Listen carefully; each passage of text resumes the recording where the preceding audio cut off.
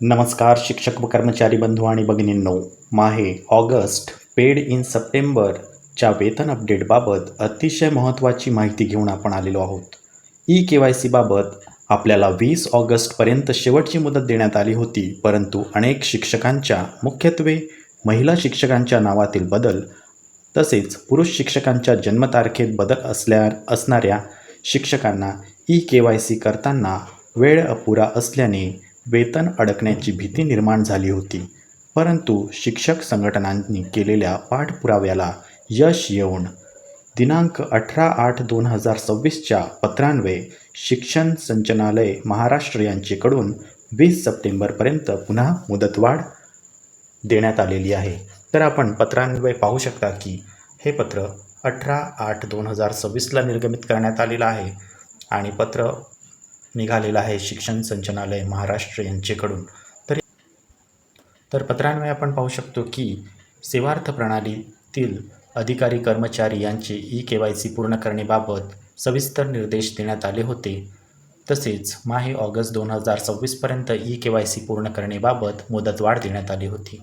तथापि क्षेत्रीय स्तरावर शिक्षकेतर कर्मचाऱ्यांच्या ई-के-वाय-सी कामाचा आढावा घेतला असता सदर कामासाठी काहीसा कालावधी लागण्याची शक्यता आहे. त्यामुळे खाजगी व्यवस्थापनाच्या अंशतः अनुदानित व जिल्हा परिषद प्राथमिक माध्यमिक शाळेतील शालार्थ प्रणालीतून वेतन घेणाऱ्या सर्व शिक्षक शिक्षकेतर कर्मचारी यांचे ई-के-वाय-सी दिनांक 20 सप्टेंबर 2026पर्यंत पूर्ण करण्यासाठी मुदतवाढ देण्यात येत आहे.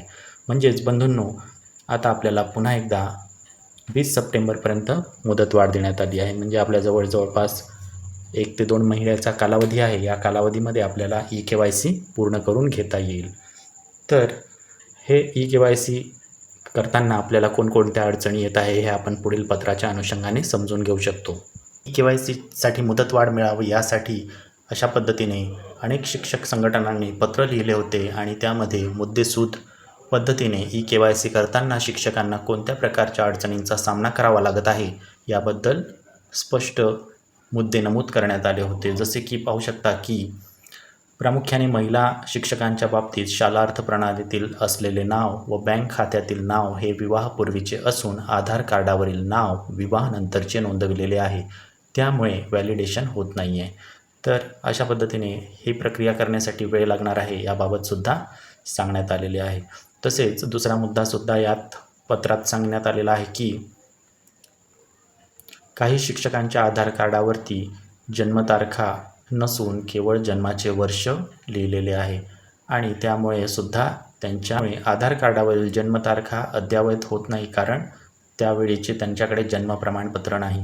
तर 40-50 वर्षापूर्वी त्यांच्या पालकांनी जन्म प्रमाणपत्राची नोंद केली नसल्या कारणाने त्यांना अशा पद्धतीच्या अडचणींचा सामना करावा लागत आहे. तर त्यांना आता बर्थ सर्टिफिकेट उपलब्ध करून घ्यावं लागणार आहे किंवा कुठून तरी जन्मतारखेचा पुरावा मिळवून त्यानुसार त्यांना आधार कार्ड अपडेट करून घ्यावे लागणार आहे आणि त्यासाठी वेळ आवश्यक आहे.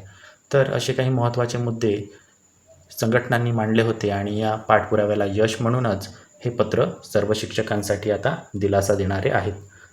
सर्व स्तरातून या पत्राचे स्वागत होत आहे.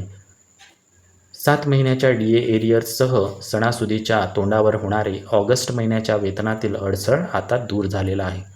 आनंद व उत्साहात आपले सण आता साजरे करता येणार आहेत. पण ज्या कर्मचाऱ्यांनी ई-के-वाय-सी करताना अडचणी आल्या होत्या त्यांनी या मुदतीत ई-के-वाय-सी करून घ्याव्या. नावातील बदल असल्यास राजपत्र, मॅरेज सर्टिफिकेट आणि कार्यालयाच्या परवानगीने प्रपत्रे भरून घ्यावीत. ज्यांच्या जन्मतारखा आधार कार्डावर नसतील त्यांनी जन्म प्रमाणपत्र तयार करून आधार अपडेट करून घ्यावे.